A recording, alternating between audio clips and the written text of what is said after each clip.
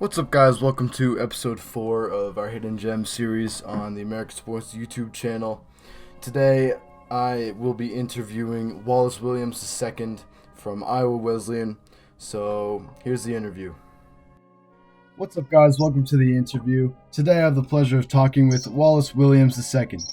He played defensive end at Iowa Wesleyan, a Division III school. Now he's a free agent looking for an opportunity in the NFL or CFL. So, Wallace, when did you first start playing football? I started playing football at an age as 6 years old. Started at flag football at first, and I played running back and quarterback. Back then, I had size, but I had speed, so I was kind of playing at that position. Then I upgraded to tackle football within the next year. Then I played tackle. Then that's when I fell in love with playing defensive line. All right, so describe your football journey up to this point through your early years, high school and college. Early years, after Little League, I progressed to middle school ball in Alabama, and I played for one season, and then after that, I played arena football in Columbus, Georgia, for one season, and then in high school, I didn't play football till my junior year. And then I played JV, so I didn't play varsity until my senior year. Okay. And it was kind of, things were kind of shaky. It was because to me moving to a different school here in Georgia. Then senior year runs around, like, high expectations for me. So football for senior year, got a lot of people look at me and went to camps some before. Just high hopes. I'm gonna, make it, go somewhere. And then over the summer, during, summer practice and workouts, I popped my knee out of place, which caused me to be out for a duration of a month or two. So I missed my first 4 games of my senior year of high school. So it was kind of a tough burden because it made me feel like I let myself down in a sense.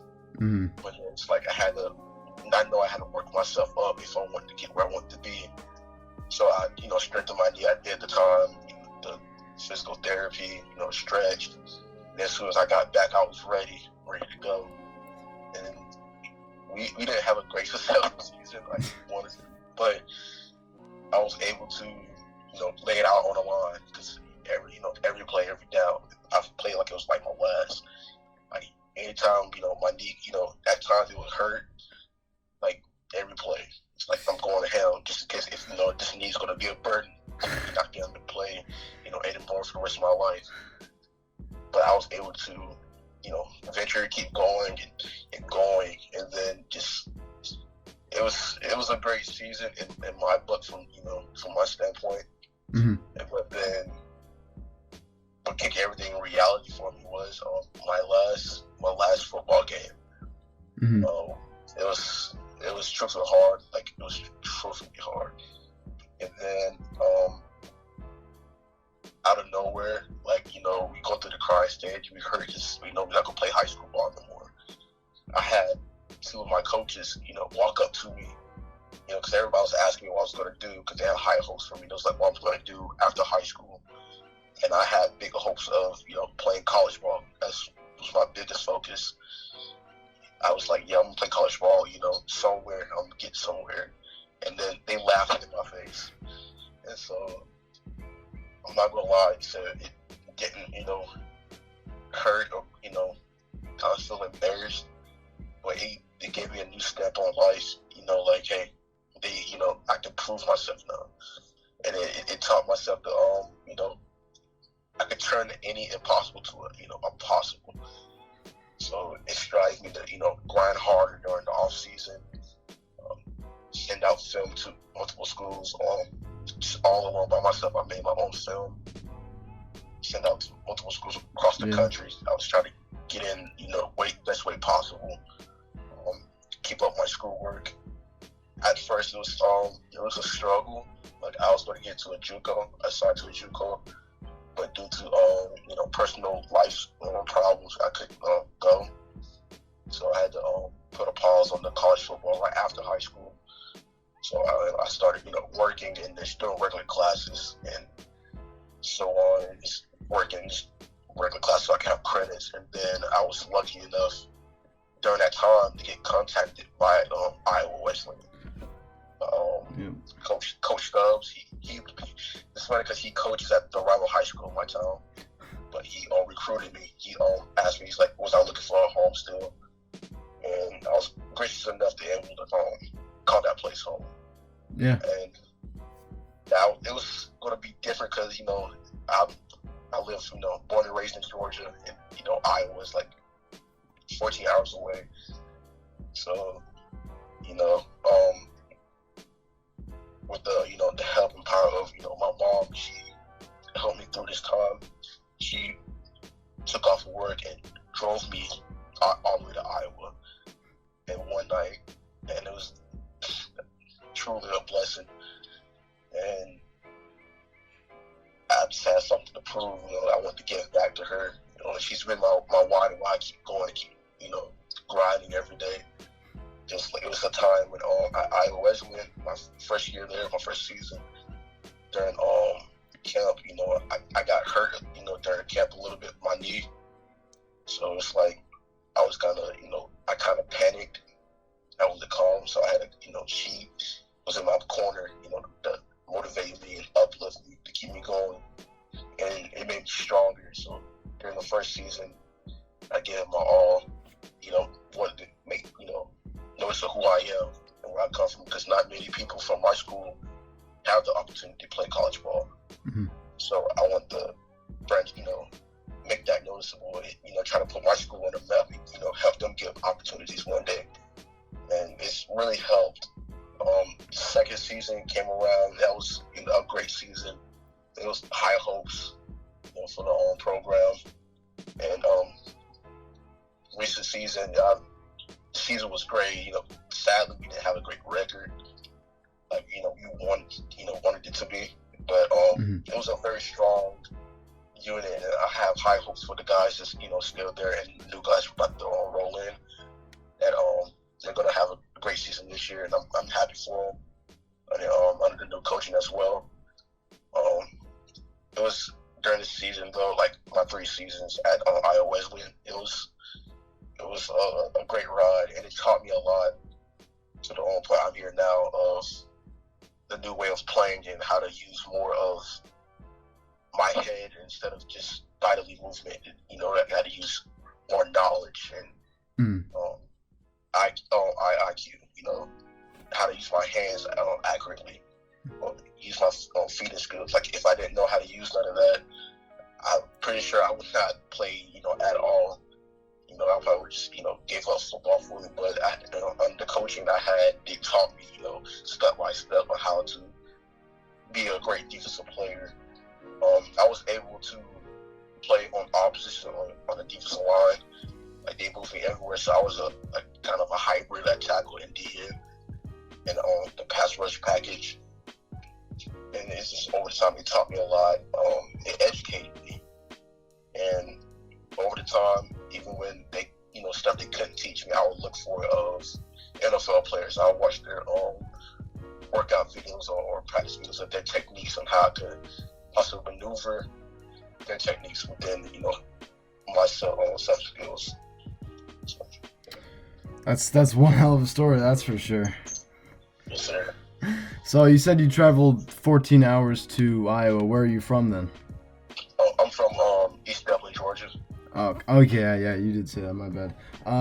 But so are you in Georgia right now? Oh, yes, sir. So how's the coronavirus situation there? I've been hearing it's flaring back up, like in areas kind of close to your state. So like, how is it there? It's very tough. Like we have a lot of limitations, especially like for especially like for going to the gym. Foremost, like everywhere is very limited. Everyone's taking like precautions. So I was able to have my own little workout station here at my home. So that was a great blessing. Mm-hmm. But it's very tough. It's very, very tough because stores and restaurants and places are very limited. Yeah. And they close very early, so it's like you gotta be up at a certain time to get what you need. And then, that's pretty much it. Like lately they've been uplifting some of the regulations and the curfews and all that. Yeah. But you still gotta take precautions because it's still out there. So. Mm-hmm. So I was gonna ask how you've been staying in shape during quarantine, but you already kind of covered that with the home gym. So as a free agent, what keeps you moving towards your goal of becoming a pro football player? Like I said before, just my mom and my family, wanted to make a difference. To show the people who just always doubted anything's possible. Especially for me, I'm a 5'10" D lineman. Many of us don't get that far as at a D lineman at that specific position, because people use height. Like, hey, you gotta be this tall to do this. But I've made it this far just being 5'10". So I've broke a lot of barriers as so forth of being just who I am. And I just want to continue that and just better myself and make everyone great around me. And one day be able to give back and help guide the youth. Show them, hey, you can do this. You just put your mind to it. Yeah, it's a great message. So you're actually the first D lineman I've interviewed. So what do you think is the most important mental aspect of being a defensive end or defensive tackle? The most important thing is don't get beat off the ball. This is one thing you do not want to get beat off the ball. Because if you get beat off the ball, you're going to get taken off the play immediately. Because, O-line are designed to just go to one spot. If they beat you to that one spot off the ball, it's kind of done for. All right. So, which NFL player do you model your game after the most? Well, I have actually two. I model my game after Dominic Sue and Eric Donald. Aaron Donald, wow. He is. He's how tall is he? So that would be definitely a good model for you, I think. Talking about the whole height thing, because he definitely 6'1", 6'2", and he's still the best D lineman in the league. So I'd say that's a good model for you. Sure. I watched a lot of his videos during the season. So. Yeah. So, do you have a favorite NFL team then? Oh, Detroit Lions. Nice. Hands down, Detroit Lions. It's because Matthew Stafford, he came from the University of Georgia, and I'm a big Georgia fan. Yup, and Sue was there for a while. Yeah, that's how I came about it. Who he was. So my final question for today is: what advice would you give your 16-year-old self right now? I would tell myself, keep going and do not listen to no negative, energy, no negative vibes or anything, because back then you're gonna take and feel like people are against you when they're really not. So it's on you to keep going and self-preserve, keep going and striving. Don't look back either, and take opportunities. Don't be scared. Don't be afraid, because you'll just be holding yourself back if you do that.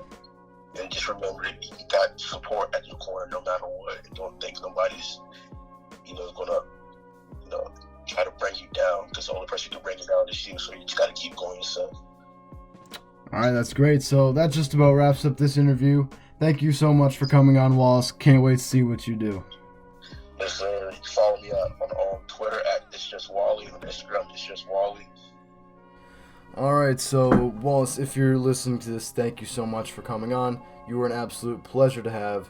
So stay tuned for episode 5 of Hidden Gems, and also stay tuned for our Madden rebuilds, because we're just growing on this channel. And peace out.